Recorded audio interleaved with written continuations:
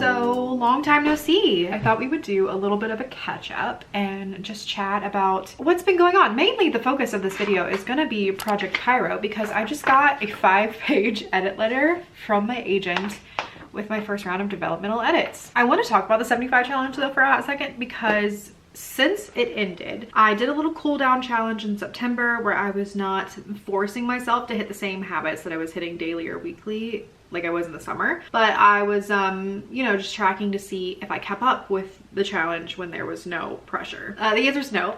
No, I will not, because if I'm letting myself decide if I'm gonna do something based on my motivation, like if I feel like doing it, then I won't do it. But if I'm like breathing down my own neck being like, hey, you're doing this no matter what, discipline, like then it happens. So by around mid-October, I would say like half of the habits were just gone. And adding to the lack of structure, I took a bit of a break from writing. I hadn't taken any time off yet this entire year, and I had finally finished a little big huzzah. I had sent Project Pyro off to my agent. I was waiting for feedback on that. I also had sent off the first 3 chapters of When the Sea Came for Us to some people for feedback. So I was just like waiting around and I was like, this is the perfect time to take a break. But the deterioration of the habits that I built over the summer and the work break at the same time just led me into this feeling of despair. Where I was like, oh no, all of my habits are gone and I'm just turning into a creature who just gives into hedonism. Like I eat when I want, I sleep when I want, I do nothing productive all day. And sometimes that's okay. Like it's good to do a reset and refill your creative well. But I felt like I was gonna start backsliding into some old habits. And I think a fear of mine is that I think as a person, I always wanna be progressing and becoming the best version of myself. And I fear that I will give into temptation and just let myself flube through life. Anyway, that paired with I'm writing in 2 genres, YA with a thriller and adult, maybe YA with the When the Sea Came for Us story. I'm writing in 2 genres, age categories that I'm new to and I feel self-conscious about them.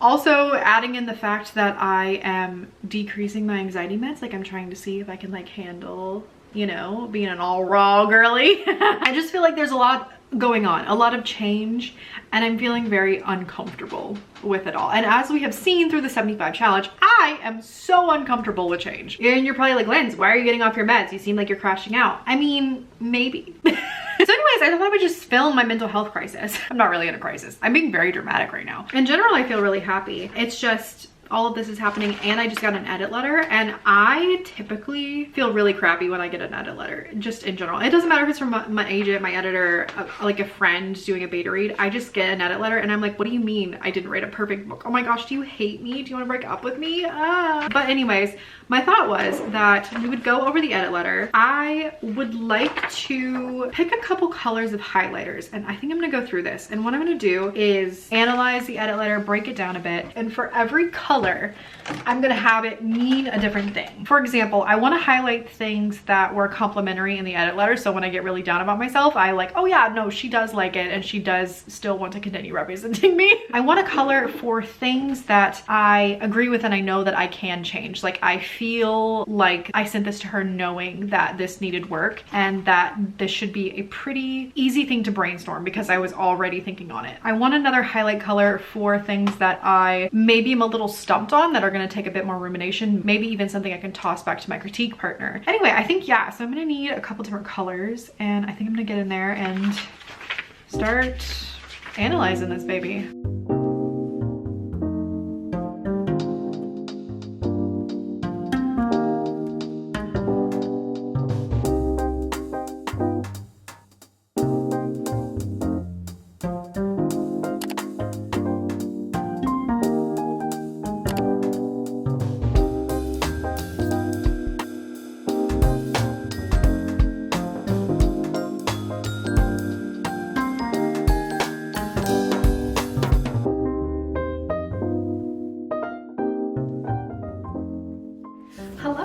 It's been a few days, and as you can see, it's winter now. Apparently just for like one day. All of the snow is gonna melt by tomorrow morning. I have finished going through my edit letter. And what I ended up deciding to do, one color for hype, one color for things that resonated, and one color for things that didn't. And then throughout the pages, I just wrote questions in the margins that if something needed more clarification, most of the stuff that was in the orange was like things I just needed clarification on. And so I wrote all my questions in the margins. The great thing is that most of this stuff is clear clarity. It's just like I didn't put on paper what was like in my brain perfectly so that the reader knew the things that I knew. A majority of these things can be fixed with a single sentence, just like clarifying. So that is wonderful. That is what we want in an edit letter, honestly. The bigger thing is just that we just want to make sure that my villains are really poppin'. So I have a really fast-paced plot in this book, and the word count is kind of low. Samantha was just like, you know, we could slow it down a little bit and we could give the villains more page time where we just like build them up a bit more and really understand their motivations for why they are doing the things they're doing. I was like, you know what? That's fair. That's very fair. We could definitely do that. So what I ended up doing was two things. First off, all of these questions that I wrote on the side of the edit letter for things that I wanted clarified, I actually went into the document and left a comment in the doc and then just like yeeted that back to Samantha. And I was like, hey, do you mind clarifying just like 5 or 6 little things for me? And she got back to me with that, which was great. And then where I last left off was I was going through this and all of the things and ideas and all the stuff I wanted to change. And I was making a list, making an actionable list of things I can do and basically organizing these thoughts so that they wrapped around my brain the best. I left off only getting to the second page of the 5 pages of the edit letter, so the next thing I will need to do is continue with that. And so that is going to be one of the tasks for the week ahead. But I also have another task, and that is Bitter Bones copy edits. They have finally come in. I need to get them back to my editor by the 17th, and right now it's the 10th, so pretty much this week we're going to work on that. And my thinking is I'll work on copy edits in the morning, Bitter Bones revisions in the evening, or like flip-flop, whatever I want to do. And I'm really excited actually to have so many projects and be so busy this week because I am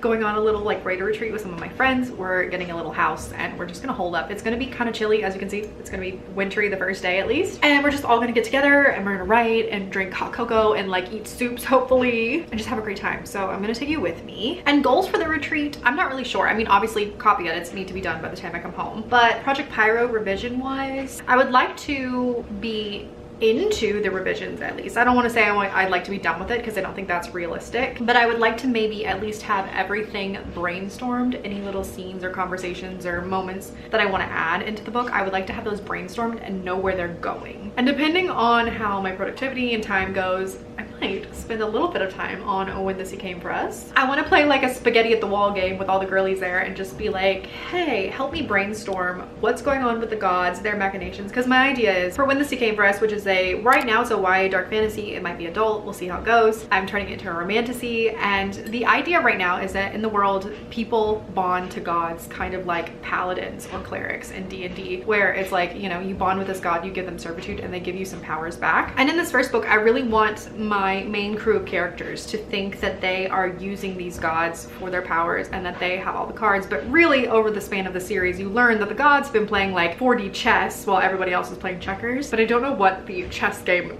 is. I just know that they are playing it and using all of the humans as like pawns. So I like to talk to some of the girls and just be like, hey, let's brainstorm some shenanigans. Let's scheme. Let's make some schisms. Let's do what we were made to do and plot a coup. So yeah, that is the goal for the retreat. But yeah, I have some laundry going that I need to get in my suitcase and actually pack because I leave in like 2.5 hours.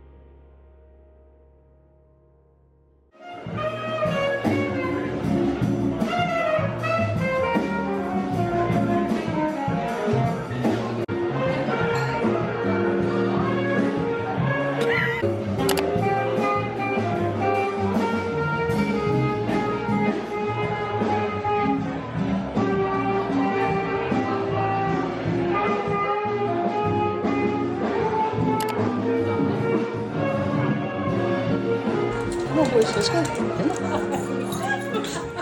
Trying to be quiet. Yeah.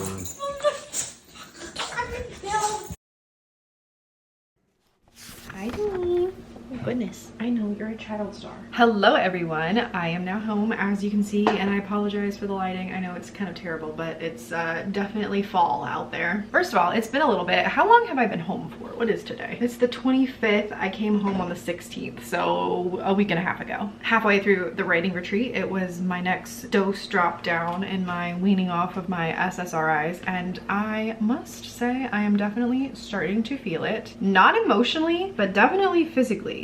The fatigue, the dizziness, and oh my gosh, the brain fog, you guys. Like, I have 2 brain cells and they are both fighting for 3rd place. It's rough out here for a creative. But I thought I would wrap you up with everything that happened on the retreat, where I'm at, where things are standing. So first of all, I did go ahead and complete my Bitter Bones copy edits, which is so exciting. Bitter Bones is like 1 step closer to being done. We just have pass pages at this point, which is just where we, you know, simply check to make sure everything is in alignment and formatted correctly, which is such an easy little revision for me to go through. That will probably be in the next couple months. Oh my god, yeah, so many things happened with Bitter Bones on the retreat, so we have to catch up. So first of all, I learned from my editor that the manager of Thriller Mysteries at Scholastic, who was like, I guess, at the acquisition table or whatever, they read Bitter Bones and they loved it. Like, they're super excited to like push it to people, and I'm like, okay, great, got someone important on board. So I'm hoping that that bodes really well for the school and library situations, because, like, you know, if you're in middle grade, that's where a majority of your sales are actually going to come from, not like brick and mortar bookstores. It's more schools and libraries. Like, that's where you want to go. And with Scholastic, you know, we have the book fair, so having someone on board who could push it in those places is really exciting. Also, it was confirmed that we are still planning to do paperback first. There's, you know, the whole debacle with the Glass Witch not, you know, being printed in hardcover, blah, blah. I don't want to get into it. I can link some videos below a couple years ago where there was the whole spiral situation with Barnes & Noble and the Glass Witch being a test guinea pig, and, you know, like all these things. But in response to the changing middle grade market, we've decided that Bitter Bones will be paperback first, and it seems that that is still being greenlit, so that is good. Also, I got some cover concept things, which are so scary, you guys. Like, I didn't know what way they were going to take it. I assumed that the cover was going to be very different from the Glass Witch and the Odds, just because I hadn't heard we were using the same artist, so I just therefore assumed we weren't. And I was just thinking, like, oh, well, maybe they'll go like a cheesy, cutesy Goosebumps route with the cover. In a way, they kind of did, but much more scary than cheesy. Oh my gosh, is this cover terrifying. Now granted, I haven't seen the final thing. I've just seen a bunch of like concept art for it, but it's literally gonna traumatize some children. Like, I'm not kidding. Like, my husband does not even like to look at it too long. He's like, I feel like I'm gonna get possessed if I keep looking at it. And I'm like, I know, it was shocking. And like, I don't hate it, which is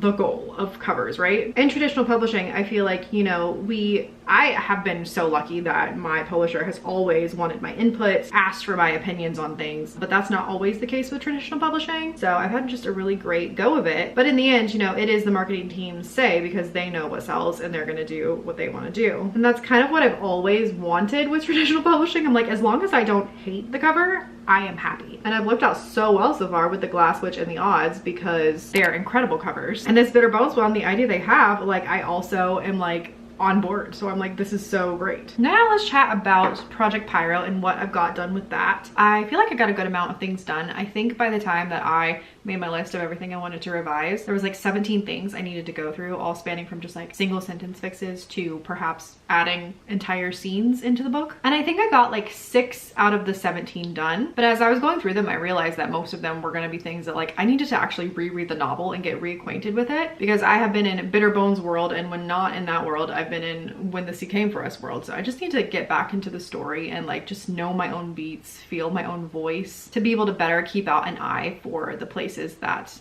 these revisions need to go. So honestly, that's the goal for the rest of the year, is just to finish these Project Pyro revisions. And then while at the retreat, work on 2 more projects happened, which is kind of wild. I mean, like, I knew when the Came For Us work was gonna happen because I went into it saying, hey, I wanted to do like a spaghetti session with the girls. But then another project also got brainstormed, so we'll talk about that one in a minute. Let's talk about when this Came For Us first. So we did this thing called spaghetti, which is just basically where we all get together and brainstorm and throw ideas at the wall. It's like, you know, spaghetti, like whatever sticks, whatever doesn't falls. And I wanted to do that with When This Came For Us because, you know, like I mentioned, I want to get the gods figured out. And I felt so bad. I felt like I gave the girls like all homework. I was like, here's the synopsis if you want to read it. Here's the query. And here are all of the spoilery things you might need to know. Here's where I see all of the characters at the end of the series. Here's some world building things that you need to know to understand this. Like, it was like, I don't know, it was like a 10-page document by the end of it. I was like, I'm so sorry. But in the end, we all just sat down on the couch and I gave them the general idea of what I was looking for, the general idea of like what I wanted to brainstorm with the gods. And then we just started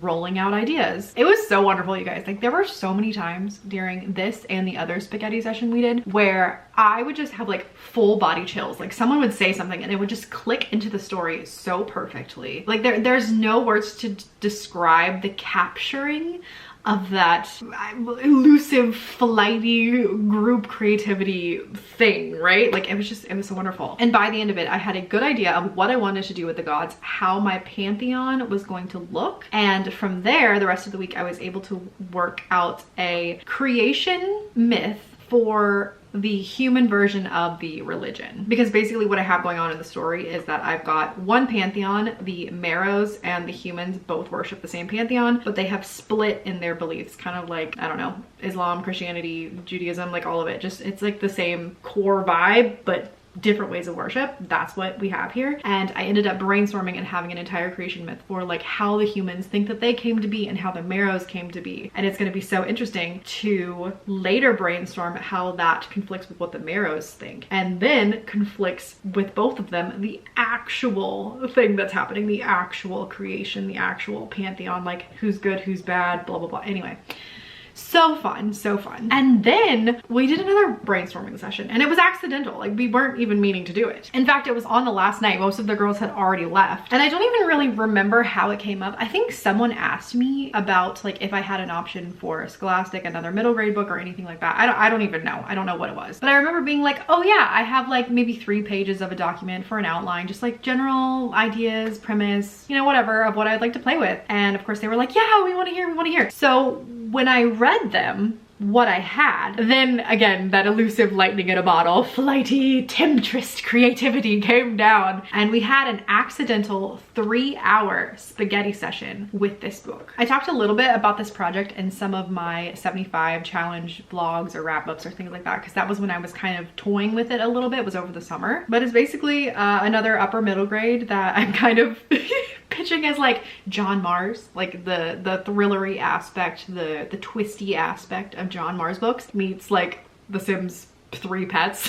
It's gonna be like a near future sci-fi story, definitely like sci-fi thriller, and I'm gonna have 3 POVs and it's gonna just deal with a bunch of really fun shenanigans. Like my idea for this is that I just want an extremely fast-paced, like edge of your seat middle grade novel, short, snappy, and poignant. It's gonna be more like techie sci-fi rather than like spaceship type sci-fi. Like, it's gonna take place on our world and stuff like that. I really feel like at this point I could probably take a good solid week. If I had a good solid week, I could take a full week and I could figure out act 2 of this novel, because I think that's all that's missing. Like, everything else is pretty there at this point. I just need to figure out act 2, and I feel like I could draft it. If I wanted to / had the time to, I could definitely draft it. It was just so fun sharing this idea with them because I hadn't told anyone. The only person on the whole planet that knew was my critique partner, and she was like, oh, this is so fun. Hadn't told anyone. My agent didn't know, my husband didn't know, and then all of a sudden by the end of it I just had almost this complete book like ready to go. So that it was just absolutely incredible. And I had so much fun doing these spaghetti sessions that I decided to have my next Patreon writing sprint be a spaghetti session. I'm gonna be doing more work for When the Sea Came For Us and the gods and the pantheon and the religion stuff. If you want to come to the live show and throw some ideas at me and like brainstorm back and forth us together, the live show is gonna be 1 p.m. Eastern Standard Time on November 30th here on YouTube. Great time to join up for the Patreon if you want to be a part of the building of When the Sea Came For Us. So all of that was during the retreat. The question is, it's been 10 days. Lindsay, what have you been doing? Such a great question, because who knows? I've been chatting a lot with my wonderful agent, Samantha, about kind of where we're going in 2026, what everything we've got going on means. There are some really fun, interesting things going on behind the scenes that some have panned out and some haven't, and that's totally fine. Like, I can't wait to share them with you guys eventually. I think you guys are really gonna be like super just like stoked about some of them. Even the things that haven't panned out, I think you're gonna think is really cool. But we're just trying to figure out career stuff right now, right? I've got a little bit of a foundation laid in middle grade. I've got a YA that is decently close to going on sub, and I am working on When the Sea Came for Us, which is most likely going to be an adult romantasy. So irons in all the fires. And we've been spending a lot of time talking about where we see my career going. As for right now, the plan is to see Bitter Bones through to the end, through the copy edits and the, you know, all of the marketing stuff that we've got going on with that. And then early 2026, my goal is to have Project Pyro, all of my revisions done and sent back to her. Hopefully I can do that before the end of the year, but if not, early January. She reads over them. If we need to do a couple more rounds of revisions, we do it. But hopefully the goal is that early 2026 we are on submission with Project Pyro. Submission just means we're trying to pitch it to editors at publishing houses to purchase, and we're hoping that that is going to be my intro, my foray into YA, and kind of like laying the foundation there. We're trying to figure out how we want to pitch Project Pyro, because it kind of toes the line between being a thriller and a horror. It doesn't have like supernatural elements, but it definitely has like social horror elements. And in fact, I do love the idea of pitching it as a social horror thriller, because then it leaves the door open for me to both write true thrillers in the future or true horror, which are the two avenues in YA that I would be most interested in writing. We also chatted some potential options or second books, like if we were able to sell Project Pyro and they wanted to make it a 2-book deal. I had some other things that I was talking about with Samantha in the works. You guys remember Crimson Girls? My Sapphic Crimson Peak? I was talking to her about that. She got really excited about that. She's like, oh my gosh, that sounds so fun. And then I don't think I talked to you guys about this one because I was like holding the cards close to my chest because I knew it was such a marketable thing. But I think I hinted at it a couple times. I had an idea that was basically like The End Writes Itself, the new like huge 7-figure book that V.E. Schwab, under her pen name and with her co-author, just announced. Yeah, knew that was too flashy and marketable as an idea to just be sitting on like I was. Yeah, I was going to do that in YA. For those of you that don't know, it's like a very famous author who has a big multi-million-dollar book series dies before he can finish it. All these other potential authors go to their house in a competition to see who's going to get to be the person to complete the series, and they start dying one by one. That was my idea too. I was sitting on it for too long and someone, you know, snagged it, but of course, you know, V.E. Schwab. That book would have been much more splashy in her hands than mine anyway. But I was talking to Samantha about it. I was like, can we still make this happen? And she's like, I mean, you're making it YA and not adult. And I also told her I saw mine having more of a horror twist, like an eldritch, creepy reason for the deaths and, you know, stuff like that. And I was gonna make the book series like a big sprawling YA book series, kind of like a George R. Martin idea, or no, what's the other one Brandon Sanderson finished? The Wheel of Time, like that kind of vibe, but like for a YA audience, and it's a bunch of like teen writers coming in. Anyway, I thought I was doing something so unique and being so brilliant. So anyways, we were talking about that, and she was also very excited about that and thinks we can still make it work, even though, you know, there's no new concept under the sun, so it's fine. And now that it's very clear that this concept is going to be derivative, I don't mind talking about it with you. So those are some other YA books that I might be kind of writing a pitch for or something of the sort in 2026. But for the most part, we just decided 2026 was going to be spent on drafting When the Sea Came for Us as an adult book. And then later in the year, when the time comes to introduce my middle grade option to Scholastic, I can take a little break from drafting When the Sea Came for Us or revising wherever I am in the process, write a little proposal, which would be probably 3 chapters, a full spoilery synopsis, and a query, and give that to them. And yeah, so we are making money moves to just have fingers in all the pies. I hate that metaphor. Ugh. Irons in all the fires. So yeah, most of these last 10 days has just been going back and forth with Samantha, figuring out a game plan, outlining my author career. And it's felt really good to have someone in my corner who is rooting for me, cheering for me, knows so much about the industry, and is there to just like hold my hand and help me through all of this, because publishing is so scary.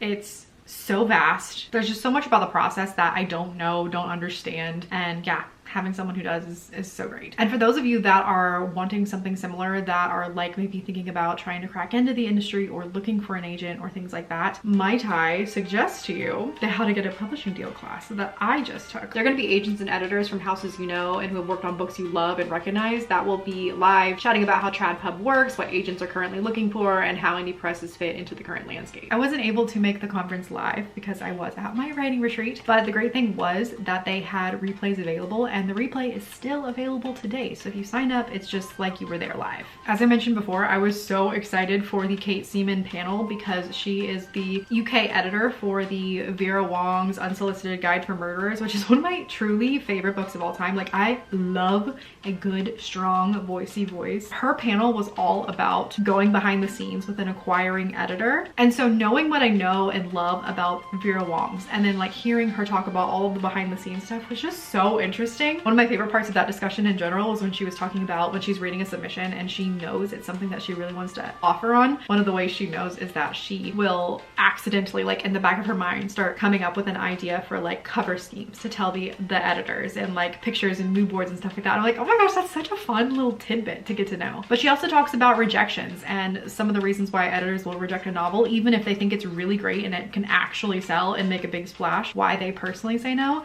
which is someone who has been rejected by agents and editors. Like, it's really nice to see, like, it's not always you, like, you don't always suck. There's usually external factors going on. So hearing her talk about that was just so fascinating, and I can't recommend that panel enough. There was also the To Query or Not to Query, the role of the literary agent, and subbing to small press and university presses, which were all incredible 101 primers on agents, querying, traditional publishing without an agent, all of that kind of stuff. They walk you through step by step what to put in each paragraph of a query, ideas for organizing your agent roster, and best practices and faux pas to avoid. I thought it was super dope too that one of the editors, who is an agent open to submissions, she also has a business with Reedsy where she will do query critiques. And of course, when you sign up for the How to Get a Publishing Deal event, you get a $25 credit to use towards a Reedsy editor, so you can put it towards her. Also, for you queryers out there, when you sign up, you get this really great ebook. It's an 80-page all-encompassing query guide. One of my favorite parts was the link to an Excel spreadsheet that would help you organize all of the queries you were sending, the agents, the agencies. Like, incredible. Not to mention there's a self-care guide at the end because querying is so draining, and a post-agent response guide to teach you how to nudge agents correctly, how to navigate feedback from them, deal with partial and full requests, how to handle offers, and questions to ask on the call if you do get an offer. Like, it was a great guide, I'm not gonna lie. The event price is 99 bucks or included with your yearly learning membership, and the membership gives you access to all events and conferences like this for the entire year. So in my opinion, if you are interested in more than 2 events at Reedsy, this pays for itself. And like, real talk between you and me, like, obviously this is a paid ad, but when I was querying, I did a lot of things like this. I signed up for a lot of agent talks and behind the scenes things and things like that. I think this one is truly worth the money. When I was querying, I know I paid exactly the same amount for like a quarter of the information that you get with this program. So if you're feeling like you're gonna want to submit a manuscript soon, look for an agent, or just in general thinking about maybe someday, sign up. I have the link down below. It gets the Lindsay stamp of approval, which I'm a Capricorn and I don't like spending money, so that's saying a lot. So that's the plan. That's kind of like a little teaser to my what's coming in 2026 video that, you know, usually comes out in December or whatever. With the fatigue and the brain fog I'm having, I think it's gonna be kind of rough doing everything I want to do. I just mainly want to finish the Project Pyro revisions, right? And I think reasonably the week I have left in November and maybe the 2 weeks that I have before I take Christmas break in December, like, that could be done, but with the brain fog, I just don't know. So I'm really gonna try to focus on being kind to myself and understanding that I am in a season of life where I'm just kind of perpetually ill until I'm over this, you know, situation. And I also know I'm working on getting the fall publishing trends up by like the 2nd week of December, which does always take a lot out of me too. So I don't know. But in the meantime, When This Came For Us sounds so great because that requires, I feel like, so much less energy and it's just true fun. So I also might just work on that for the rest of the year. An old man came to join us. So come brainstorm with us on Sunday. Links to the Patreon and of course to my 2 books that are already out, The Glass Witch and The Odds, are available down below. Thank you guys so much for watching. Don't forget to like and subscribe. And we'll see you in the next one. Bye.